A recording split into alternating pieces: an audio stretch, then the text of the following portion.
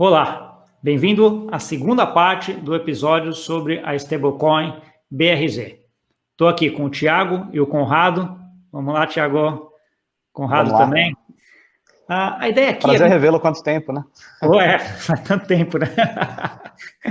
Vamos lá. A ideia aqui agora é estressar um pouquinho mais como é que é o mecanismo do token BRZ, né? Então, assim, uma das coisas importantes que eu acho nessa parte é a parte de transparência, né? Então, assim, você garante que você tem 1 para 1 em relação a lastro, em relação a tokens emitidos. Como é que você dá transparência disso? Bom, a questão da transparência, ela sempre foi colocada de forma veemente pelo mercado, né? Dado aí o exemplo de novo do Tether. Tem so much you can do em termos de transparência com o framework regulatório atual, e eu vou explicar o porquê. A BRZ, da forma como ela foi construída, nós definimos que o mecanismo tem que ser onde agentes de mercado fazem o preço convergir para o preço de reservas. Então, se a gente tem, por exemplo, 1 milhão em reservas, o preço da BRZ tem que estar muito próximo a R$1 milhão, um pouco acima, um pouco abaixo, os arbitradores fecham essas oportunidades de arbitragem. Por que nós não podemos garantir centralmente a recompra do BRZ, por exemplo? Isso eu vou levar o porquê da transparência ser importante. Porque no caso da CVM no Brasil, se eu garanto a recompra do BRZ a R$1, eu acabo de transformar a minha stablecoin num valor mobiliário. E aí eu tenho que entrar em todas as searas e regulações de security tokens e valores mobiliários, ou seja, qualquer coisa sobre as rédeas da CVM. A forma para a gente fazer isso funcionar no Brasil sem desafios regulatórios maiores foi justamente fazer com que agentes do mercado vão se aproveitar das pequenas arbitragens, e são os agentes do mercado que fazem convergir o preço para R$1. Então, esses agentes do mercado têm que ter confiança nas nossas reservas de reais no Brasil. No caso, a forma que a gente encontrou foi, primeiro, segregar a conta, e segundo, criar um portal de transparência que está lá no site do BRZ, onde você consegue conferir quantos tokens estão em circulação, quantos reais nós temos em conta bancária e quanto do colateral extra está em outros instrumentos, por exemplo, moeda estrangeira ou até mesmo criptomoedas. É uma decisão de tesouraria nossa, claro, manter 100% das reservas em reais, mas não necessariamente a gente precisa manter em cash no banco. A gente pode ter título público do governo ou até mesmo moeda estrangeira, desde que ela valha o equivalente em reais ao número de tokens emitidos. E para alguns players, nós já chegamos a mandar periodicamente cópias do extrato bancário para comprovar para eles que a gente tem as reservas que nós falamos no site. Mas já estudando isso com a PwC da Suíça, e a gente falou com alguns outros grandes auditores, a nossa ideia é com que essas reservas sejam auditadas, e conforme elas sejam auditadas, nós publiquemos esse extrato com a assinatura de um dos grandes auditores. Qual o problema com isso? Dado que o volume do BRZ hoje ele não é pequeno, pré-coronavírus estava em torno de 1 a 2 milhões de dólares dia em compras e vendas de BRZ, a resposta que a gente recebeu da PwC Suíça foi: vocês ainda não são grandes o suficiente para a gente fazer uma auditoria e etc. E eles têm muito receio também dessa questão de stablecoin, criptomoedas e etc. Então a gente está enfrentando um pouco de resistência por parte, digamos assim, das firmas AAA em auditar esse projeto. Eles têm muito medo de colocar o selo deles, né?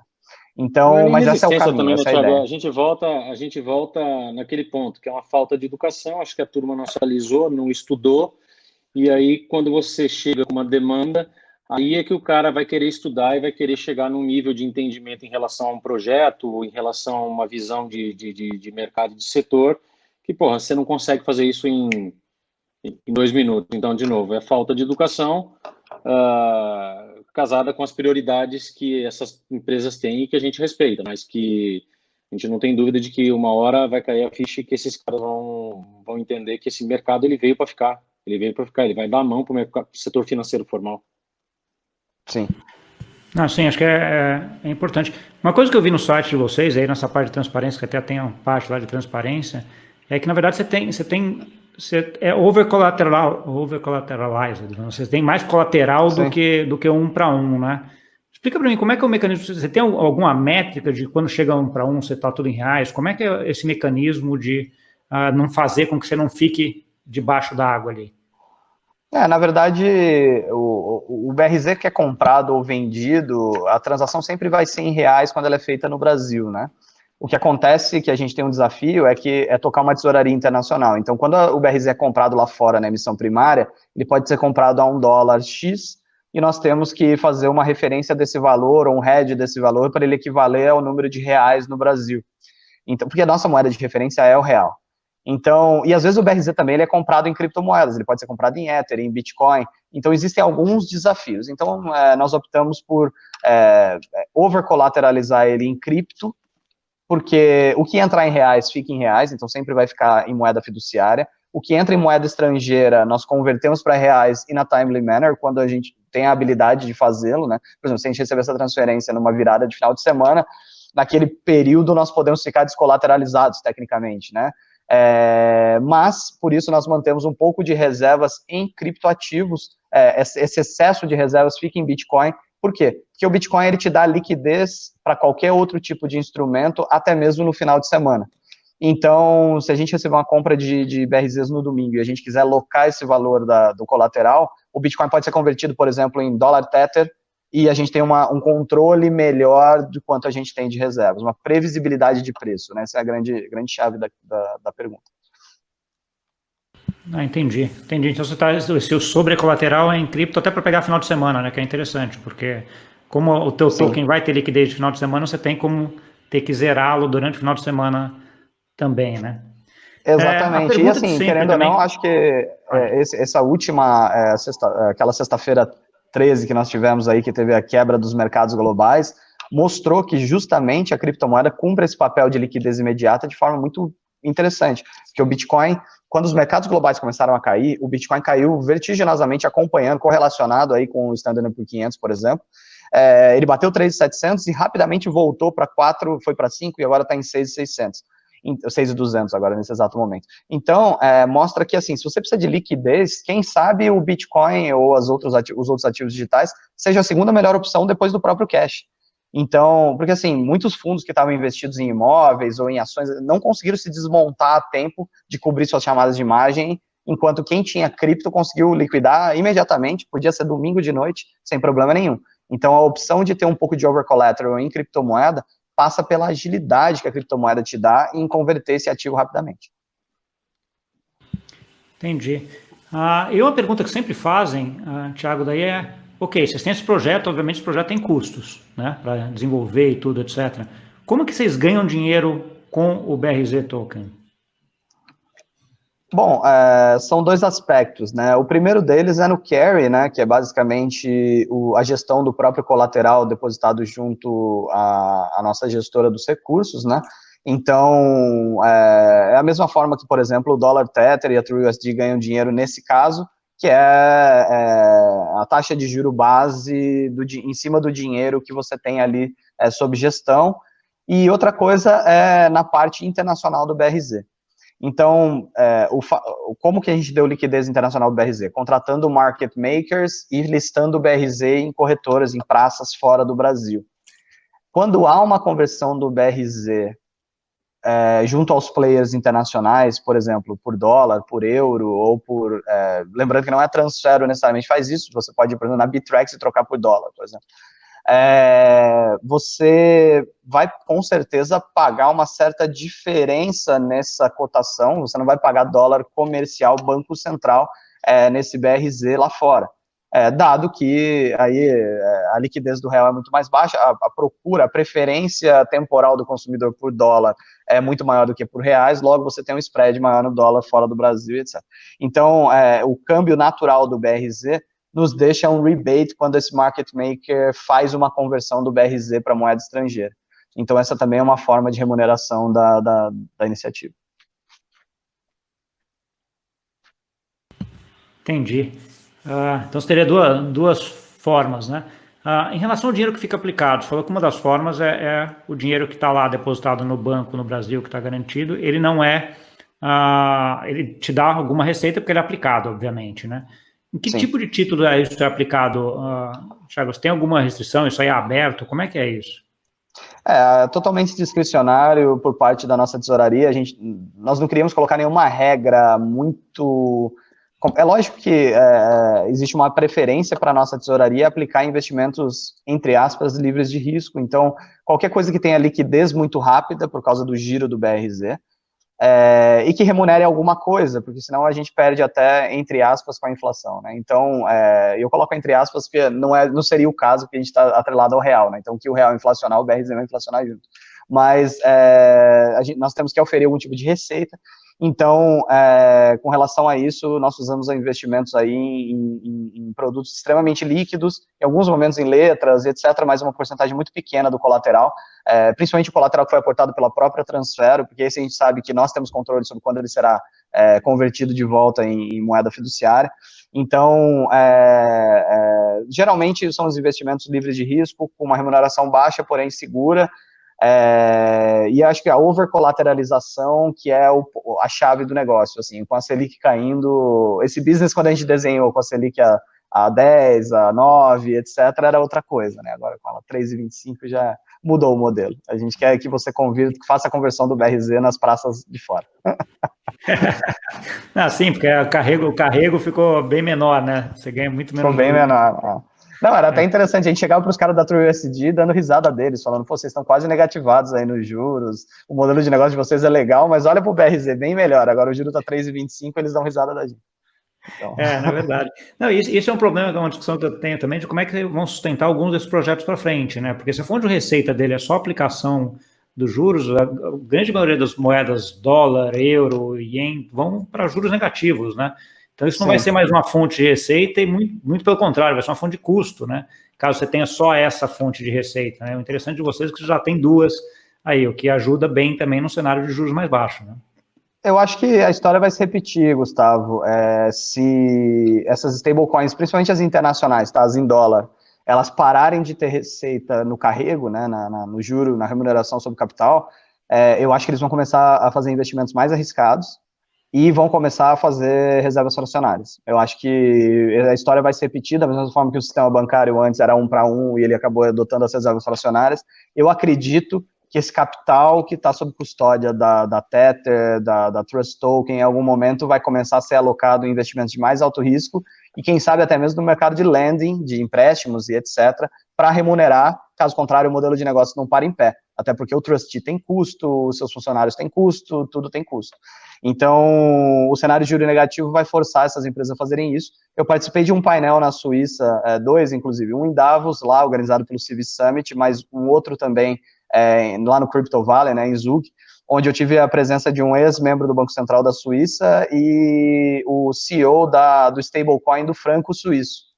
E esse é um problema seríssimo para a stablecoin do franco suíço. Primeiro, que ela não tem uso, né? Que você vai querer franco suíço para quê, né? O suíço ele já não tem problema em transferir dinheiro ou ter posições em dólar, euro e etc. E ainda por cima tem o problema de deixar dinheiro no banco suíço, significa ter menos dinheiro no mês que vem, dado o juro negativo. Então, como é que eles fazem? Eles guardam as reservas em cash, cara. Eles pegam tudo que eles recebem, sacam em dinheiro e as reservas ficam em dinheiro num cofre. É absurdo, assim, o modelo de negócio. Não vejo muito futuro, não. E não é sustentável, né, Thiago? Não é escalável, vamos dizer assim, né? Dá para você fazer com 50 mil, 1 milhão, 2 milhões, não dá para você fazer com 1 bi. Né? Não dá, exatamente. E aí a grande dúvida que paira, e foi isso colocado no painel, foi por que um suíço converteria seu franco suíço que está no UBS ou no Credit Suisse para um stable franco colateralizado em cash num cofre? Não é muito, né? Não é muito caso. Aí seria, obviamente, não seria um caso de uso de câmbio ou de moeda, né? Seria um caso, talvez, de meio de pagamento, né? Que aí é uma outra coisa que a stablecoin poderia entrar, mas não no caso de câmbio, não faria o mínimo sentido, né? Para o suíço. Pois muitos membros de Banco Central que conversam comigo, eles falam sobre a questão do stablecoin como meio de pagamento.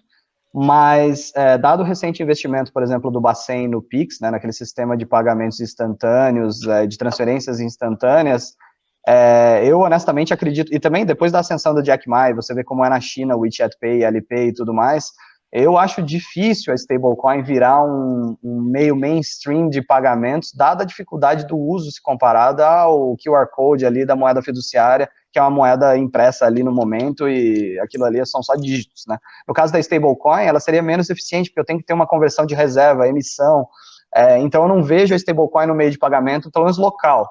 como internacional, eu tenho total certeza e convicção nesse modelo. Acho que são dois casos de uso, assim, eu tenho uma visão talvez um pouco diferente, né, para meio de pagamento, principalmente em lugares ainda como o Brasil, onde você usa muito cash ainda, né, que você não tem conta bancária, etc. Então você poderia, eventualmente, usar um negócio talvez híbrido, né, de uma stablecoin que passasse sobre um sistema de QR Code ou alguma coisa assim. Acho que tem espaço para ser discutido, mas assim, para mim o mais rápido, mais fácil é um pouco do que você comentou também, que é o câmbio, né? Câmbio, esse para mim é quase plug and play, é uma necessidade que está lá hoje, né? Que você tá muito grande. Deixa eu falar um outro ponto agora, Thiago. Eu estava dando uma olhada no site de vocês, tem quase 5 milhões, acho, emitido já de BRZ, né? Por volta disso. Como é que foi essa trajetória dessa missão? Como é que você está vendo o crescimento aí hoje? Como é que ela foi durante essa crise agora, esse último mês de março? Como é que você está vendo para frente? A trajetória, ela por incrível que pareça, né, muitos dos que começaram a usar o BRZ eram antigos usuários de Bitcoin e criptoativos no Brasil. Então, existiam muitas pessoas e empresas que estavam comprando Bitcoin no Brasil por um motivo muito específico, né, elas estavam usando o Bitcoin como um veículo de internacionalização, né, para fazer hedge ou para obter dólar Tether ou algo nesse sentido. E eles viram aí no BRZ um mecanismo muito mais estável, de fato, na stablecoin, para fazer isso, porque com a rede congestionada do Bitcoin, eu sou um Bitcoin maximalista, amo a tecnologia, mas, de fato, para alguém que está trabalhando com pagamento internacional ou com uma operação de internacionalização das finanças, uma hora na blockchain, congestionada, e nesse momento o Bitcoin pode subir ou descer 10%, 15%, você perde dinheiro nessa operação. Então, o fato de que com o BRZ você está segurado na estabilidade que o real oferece até o último momento da conversão para o Tether ou para dólares ou para euros em alguma praça internacional, isso faz com que seja um instrumento muito mais eficiente para esse tipo de operação. Então, nós começamos com clientes que nós indicamos os clientes para ir nas corretoras, né, comprar. Muitos poucos deles compram diretamente com o balcão da Transfero no Brasil. E acaba que esses clientes já operavam, faziam suas operações com o Bitcoin para a internacionalização das finanças, e esses clientes começaram a usar o BRZ. Então, a gente teve uma trajetória que começou com uma média aí de 50 mil dólares, o equivalente a 50 mil dólares por dia, hoje 250 mil reais. Eu falo em dólar porque o real tá tão volátil com relação que é melhor falar em dólar, né? Ele é a moeda de referência. Atualmente, depende do dia que você está gravando ou conversando, você tem que falar uma cotação, né? Exato, aí vai ficar absurdo, e daqui a pouco vai chegar em 6, aí vai perder o valor histórico numérico do vídeo. Então, a gente, os 50 mil dólares, 100, com 4 meses de operação, a gente bateu a marca aí de $500 mil por dia, porque de fato era a demanda natural e reprimida do mercado para esse tipo de coisa. E aí entrou o que o Conrado falou, né, os players de fora começando a operar pares BRZ, Renminbi, BRZ, dólar e etc., como se fosse um Forex em corretora de criptoativos e FX, né? Então, acabou que a demanda começou maior, até a gente bater o pico de $2 milhões ao dia pré-coronavírus. Aí veio a questão do corona, a recessão... 2 milhões de dólares pré-coronavírus, 2 milhões de dólares pré-coronavírus, com um volume contratado, vamos dizer assim, de mais 5, 6, que ia fazer a gente bater 8 ao dia. Mas que, lamentavelmente, essa gripezinha, ela veio para atrapalhar. Já deu e assim, é interessante mencionar que, com relação ao colateral do BRZ, como muitas dessas operações são feitas com uma compra de BRZ e uma venda muito rápida do BRZ por outro ativo internacional, acaba que muito desse fluxo não fica no colateral. Por isso que muitas pessoas falam, então por que o BRZ não tem colateral de 30 milhões de reais? Porque as pessoas compram o BRZ e rapidamente liquidam. Então, em algum momento ali vai aparecer 30 milhões, mas rapidamente aquilo vai voltar a ser o valor atual ou próximo do atual, porque há uma conversão muito rápida, o giro do BRZ ele é muito rápido. Então, essa é a lógica de negócio. Mas também tem o ponto, né, Thiago? Um pouco mais disso aí que eu não consegui acompanhar aqui. Thiago, como assim que esses 30 milhões viram 5? Explica para mim de novo. Por exemplo, o Gustavo compra BRZ no Brasil, ele manda para a nossa mesa de balcão ou para uma corretora o equivalente a 100 mil reais. Muito provavelmente, em 85% dos casos, o Gustavo não quer comprar BRZ para ficar em BRZ, ele não quer deixar esse BRZ na carteira dele parado. Então, você vai comprar esse BRZ no Brasil e 5 minutos depois você vai mandar esse BRZ para uma praça lá fora e converter esse BRZ em dólares, por exemplo. Entendi. E aí a praça lá fora vai vender os BRZs de volta para a nossa entidade lá de fora em dólares, e a gente vai ter que queimar esses BRZs, porque eles não estão mais em circulação. Ah, entendi o ponto. Então, você sai de um, ele já sai e já entra, né? Entendi. Sim, exato, porque assim, o objetivo diferente do Tether é o dólar. E do True US Dollar, é isso, diferente do Tether e do True US Dollar, onde o cara tem o dólar como uma reserva de valor, e ele tem um entendimento de que ele mantendo aquela reserva em True US Dollar, no Tether US Dollar é dólar, certo? O Brasil não é visto como reserva de valor. Então, esse mecanismo de compra aqui e vende ali é muito mais ágil hoje. Óbvio que a nossa expectativa é de que o mercado tendo entendimento e vendo que dá para utilizar o BRZ para todas as ferramentas e mecanismos do mercado financeiro formal, seja operar contra o RMB, com o Korean Won, com o franco suíço, com o dólar, tudo, de que a tendência é que esse estoque ele tenda a subir, né, para fazer frente a essas operações que nesse cenário são 24/7 no nosso caso. Mas, de novo, é o processo de catequese que está acontecendo. Sim. Conta para mim, assim, o dia com maior volume que vocês tiveram, Thiago, quanto foi essa criação e destruição, você pode dizer, de tokens, vamos dizer assim? Olha, foi no dia que nós batemos 2 milhões de dólares em um dia, assim, o equivalente a 2 milhões de dólares, então a gente recebeu de alguns clientes TEDs nesse valor, né, que somadas davam esse valor, e 15 minutos depois a gente já recebeu uma solicitação do market maker internacional para falar, olha, estou te revendendo, na verdade lá fora, né, não é a mesma entidade, a gente não está fazendo câmbio, é importante frisar isso, nós como entidade Transfero e nem a BRZ, nós não fazemos um câmbio back-to-back, o que a gente faz é comprar e vender na praça brasileira, e existem empresas lá fora que compram e vendem nas praças internacionais, mas imediatamente houve a solicitação desse colateral porque o BRZ foi convertido para dólares, e esse foi o caminho, né? Eu gosto até de fazer um exercício de pensamento aqui, Gustavo. Digamos que amanhã o nosso amigo Bob Fields Neto, Gustavo Campos Neto, Roberto Campos Neto, desculpa, liberasse a moeda estrangeira no Brasil, você pudesse ter conta em dólar. O que você acha que aconteceria com saldos em reais das contas dos brasileiros? A grande parte ia ser transformada em dólar, né? Assim, boom, muito rápido. O BRZ é simplesmente um retrato disso. É muito rápido. Não, entendi. Você já faz automaticamente. Interessante. Não, e o que você falou é interessante, porque assim, o fato de você ter 4 milhões e meio de reais emitidos de token não quer dizer que o movimento seja inferior a isso, entendeu? Então, assim, você precisa de um movimento muito maior do que está emitido, porque foi emitido e queimado no mesmo dia vários tokens, né? Então, isso Exato. Mostra até uma atividade do sistema, né? Com certeza. Aqui no portal, a gente só consegue reportar volumes que passam em corretoras, né? Porque esses volumes eles são puxados via API, então aquela informação é o que circulou nos books de corretora. Mas as transações de balcão, que às vezes são as maiores, que é quando alguém compra um montante grande, isso é difícil, assim, a gente pode até colocar no site, mas como é que alguém vai auditar? Só se mostrasse a entrada e saída de uma conta bancária, sabe? Por aí, não tem um registro num book centralizado. É difícil testar e auditar depois, né? Então, eu concordo. Olhando um pouquinho para frente agora, né? Então, assim, a gente tá aí do olho do furacão aí do coronavírus, nessa bagunça e toda, tá difícil de ver 2 semanas para frente, né? Mas vamos tentar fazer um exercício de stablecoins um pouco mais para frente. Como é que você vê esse mercado nos próximos semestres, anos? Bom, acho que a evolução natural desse mercado vai ser a integração com outros sistemas de pagamentos, né? Principalmente cartões de débito, plataformas internacionais de games, elas começarem a aceitar o BRZ como... O BRZ, eu digo, as stablecoins no geral, como um meio de entrada, de pagamento. Por exemplo, uma Steam da vida que vende jogos online.